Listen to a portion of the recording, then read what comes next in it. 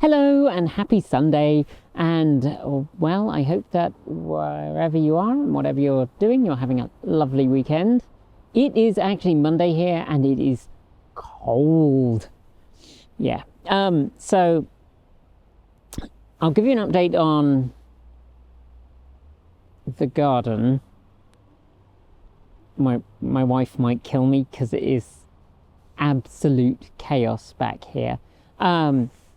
And the other bits and pieces that are going on. But first, obviously, given what I was talking about last time I did one of these, I have to update you on the chickens. And I'm sorry to say that Pippi is no longer with us. At least physically she's here, but spiritually she is not here. She died a few weeks back, I think. We think she had a pretty good life up until the end. We saw her that morning. She ran out to get a treat, which obviously by that point was tiring her out. Like, she'd run for a second and then stop and catch her breath and then run, but she still wanted the treat and she still had a bit of treat. So we were kind of keeping an eye on her and like, we're getting near to time.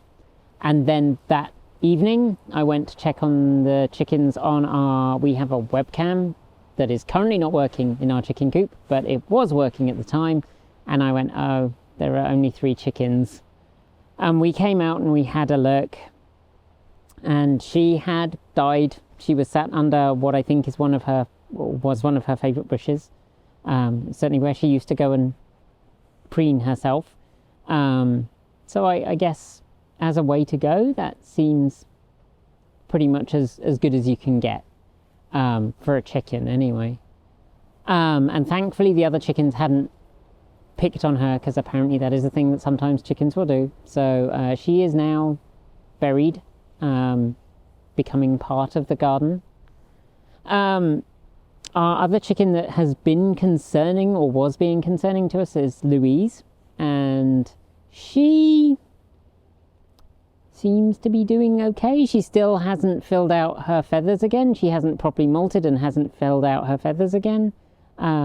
She's actually been to the vet a couple of times. Apparently last time I basically took her with sciatica,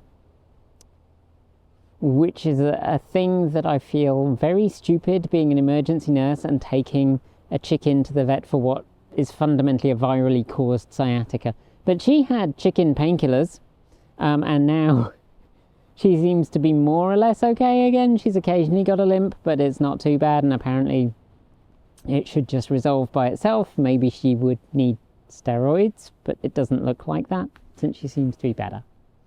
So that's been really good that she has recovered. Obviously not good about Pippi, but, you know, better to die comfortably and peacefully, in my experience, than it is to like struggle through with no quality of life, and she seemed to do okay. So that is, I'm sorry, it's not a very cheerful chicken update. Astrid seems fine, touch wood, and Thelma is chatty as always. They are all somewhere in the garden. I don't know where. You'll see why. I don't know where in a second. So the other thing that I mentioned last time is that we went on vacation right around the time that everything got ripe. So we came back, there were tons of ripe tomatoes, there were tons of ripe chilies. We actually got quite a lot of tomatoes and chilies out of the garden. Not like the most we've ever had, because I think maybe the most chilies, but not the most tomatoes, because I never planted the tomatoes out. They stayed in their pots, as did most of the squash, none of which is a good plan. If you're a gardener, you're probably tearing your hair out at the moment. What are you doing? I just never had time to dig the beds to put them in. And what you can't really see behind me is that the fence actually stops about 10 foot short of the edge of our garden, because we don't know where the corner marker is. We need to find it. We need to go and get a metal detector and find it before we put up a permanent fence. But we put this fence up just to temporarily stop deer, to permanently stop deer, but it's a temporary fence, and then we'll get a proper one. So there's meant to be space for another bed over there, and we've just never dug it because it's the wrong side of the fence. So that brings us to the state of the garden. So we, for those who don't know, are in the process of trying to adopt, and that involves, in our case, joining an adoption agency because we really want an open adoption. If you don't know what that is, let me know in the comments below, and at some point when I'm doing one of these, I'll explain about the whole adoption process. And because various states in the US have made it, at the very least, very difficult for me to go there, and have put in place laws that I would suggest, and having spoken to a lawyer, they agreed might make the adoption process more difficult, and may, while technically it would be possible, if I went to a hospital to meet someone who'd matched with us, and the plan was for me to come home with my wife and a new baby, they could potentially throw up numerous barriers that would make it much more difficult, much more stressful. That would probably involve more lawyers and more expense and more trauma for the first family. That doesn't seem like a good idea to us. So we're looking for we're joining an adoption agency that really focuses on the West Coast, is as ethical as you can get in the American adoption system, which is deeply inequitable and deeply unethical. But they are really doing their best to make it as good as it can be. And so that has occupied a lot of time because that is a very self-reflective process. Oh, hello, Astrid. She's just hoping that I might give her some sorrel. It's a deeply self-reflective process. It takes a lot of time and thought. And so we haven't been out here, which you might be able to tell from what's behind me, where we have a bit of a problem. So, what is good is right behind me. I'm going to just take you around here for a second. That is our rhubarb, and our rhubarb is doing really well, which is really exciting to me. I love rhubarb. I can't harvest any this year. It's the wrong time of year to harvest it anyway. But the fact it's doing so well is very exciting. Our sorrel, which is over there, is also doing really well. Unfortunately, the calendula has entirely taken over the bed that was intended to be sweet corn. And by the time we'd come back from our vacation, it had taken it over. The sweet corn had kind of been smothered. The fact that any grew at all is astonishing because we kind of thought it had died. We didn't get to harvest our leeks. They are still harvestable, maybe, but yeah. And the less said about the length of the grass in this section of the garden and what's happening to the beds, the better. Also, those of you who are familiar will know that that lovely pink flower over there is just next to some morning glory. And there is a lot of morning glory. Most of it comes from our neighbour's yard, and that has pretty well infested every bit of our garden. And morning glory is very pretty. It also strangles absolutely everything else. So we need to deal with that. So we have some time hopefully planned for this weekend, except that I need to film some stuff for Transport Evolved. I don't normally film that at the weekend, but I need a camera person, and Em is 150 miles away. So it's a bit of a pain to get Em to come up here for the sake of about 30 seconds of footage. So I'm going to borrow my wife to do it. She's very kindly agreed to come and be a camera operator and just help me a little bit. So hopefully we'll get that done fairly early on Sunday. We're trying not to fill our weekend with stuff because we have been doing that recently, and some time off would be good, but some time clearing the garden will probably be good for both our heads. So the winter, the fall is here and the garden needs clearing. What we will actually mainly do is we'll prune back the things that really need to go, like the sad rotting tomatoes, because it's the Pacific Northwest. They've been rained on and then they've split and then they're not healthy. So they will go to either our compost bin, or we'll take them down to the city compost. And then once that's done, it's a debate about whether we just open the gates and let the chickens in, which, sorry, I'm distracted by Louise, who thinks that she can come in. Because they will clear all of this. Like, I mean, I'll have to cut the grass, but they will clear these beds, no problem.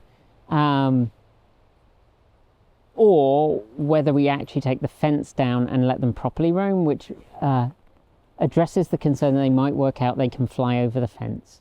Because it's astonished me that they have not worked out that they can quite easily clear this fence. Probably shouldn't say that too loud.